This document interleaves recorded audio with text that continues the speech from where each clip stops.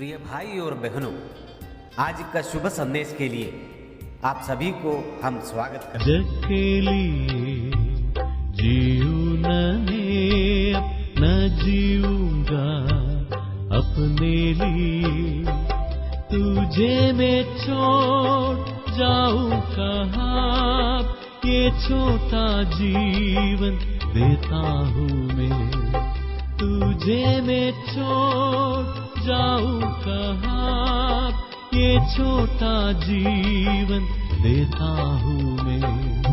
आभारी हूँ सिर में झुकाऊं, जीवन अर्पण में करता हूँ, अमूल्य भेंट इससे अधिक क्या संपूर्ण जीवन में सौंपता हूँ, संपूर्ण जीवन में सौंपता हूँ।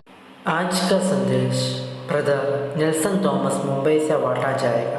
प्रार्थना के साथ सुनिए। प्रभु परमेश्वर की स्तुति हो। थोड़ी देर के हमारे विचार के लिए मत्ती रसूल समाचार 6 अध्याय 6 पद को पढ़ेंगे। Matthew's gospel chapter 6 verse 6। परंतु तू जब प्रार्थना करे तो अपने भीतरी कक्ष में जा और द्वार बंद करके अपने पिता से जो गुप्त में है प्रार्थना कर, और तेरा पिता जो गुप्त में देखता है तुझे प्रतिफल देगा। यहाँ यीशु मसीह प्रार्थना के संबंध में अलग अलग शिक्षाओं को अपने लोगों के सामने रखते हैं। प्रार्थना ऐसी एक बात है, एक धार्मिक कार्यक्रम है जो हर एक प्रकार के धर्म मानने वाले करते हैं, लेकिन अधिकांश लोग इस बात का विचार ही नहीं करते हैं कि मेरी प्रार्थना क्या सचमुच में स्वर्ग तक पहुंचेंगी। यद्यपि परमेश्वर के वचन में यीशु मसीह साफ तौर से कहने के बावजूद भी अपने प्रार्थनाओं को जांचने के लिए, अपने प्रार्थना कार्यक्रमों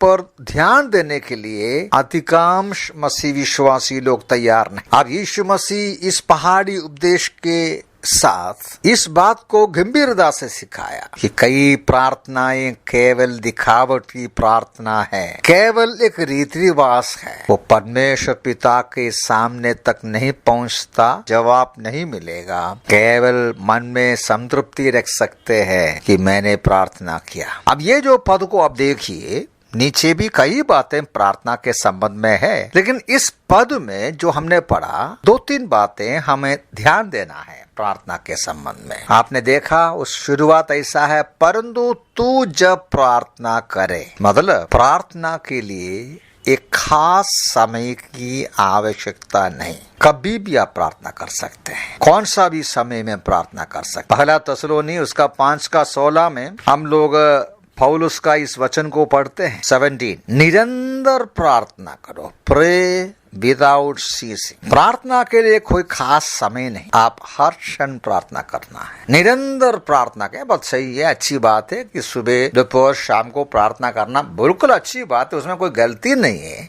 लेकिन उसके लिए कुछ खास समय नहीं। महीने के कुछ विशेष दिन, साल का कुछ विशेष दिन, ऐसा कोई भेदभाव नहीं। प्रार्थना के लिए कोई विशेष समय नहीं। और उसके बाद उसी वचन में ऐसा पढ़ते हैं, परंतु तू जब प्रार्थना करे तो अपने भीतरी कक्ष में जा।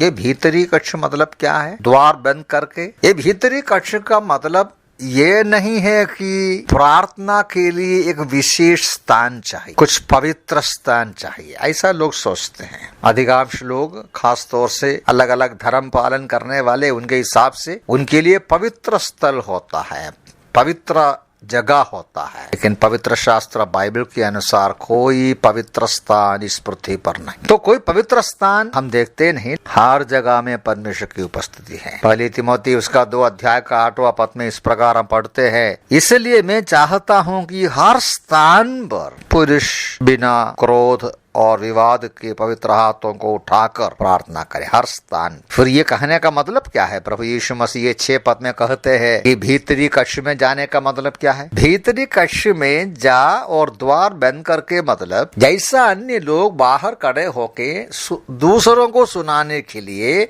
दिखावट की प्रार्थना करते हैं, ऐसी प्रार्थना नहीं, रहस्य में प्रार्थना करना है। सही प्रार्थना व्यक्तिगत तौर से पिता परमेश्वर से रहस्य में प्रार्थना करना है। अब ये भी जैसा मैंने पहले कहा, गलती नहीं है कि सबके सामने प्रार्थना करना बुरा तो नहीं, सबके सामने यदि हम शुद्ध हृदय से प्रार्थना करते हैं तो उसमें भी कोई गलती नहीं, लेकिन प्रभु यीशु मसीह सिखाते हैं रहस्य में अपना कमरा बंद करके हृदय खोल कर परमेश्वर पिता जो रहस्य में देखता है उनसे विनती करते समय वो परमेश्वर हमारे बीच में एक विशेष प्रकार का एक खास अनुभव बनते हैं। हमारा हृदय खोल सकते हैं, हमारे हृदय की सारी वेदनाएं, सारा डर, सारी आशंकाएं बता सकते हैं जो दूसरों को नहीं बोल सकता। परमेश्वर हमारे बीच में एक वार्तालाप, एक कम्युनियन, एक संपर्क उस प्रकार का रहस्य में वो बहुत ही मतलब का बनते हैं और परमेश्वर पिता भी उसका पसंद करते हैं। जो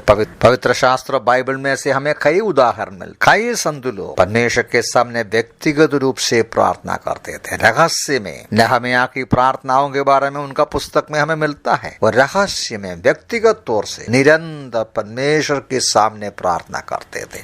दाऊद का, दानियल का और पतरस की प्रार्थना के बारे में लिखा है कि वो छत पर बैठकर प्रार्थना करते थे। शाऊल के प्रार्थना के बारे में, लेकिन सबसे अच्छा उदाहरण हमको प्रभु यीशु मसीह का ही प्रार्थना के बारे में मिलते हैं। यीशु मसीह का प्रार्थना का जीवन के बारे में लिखा है मरकुस का सुसमाचार पहला अध्याय का 35वां पद में।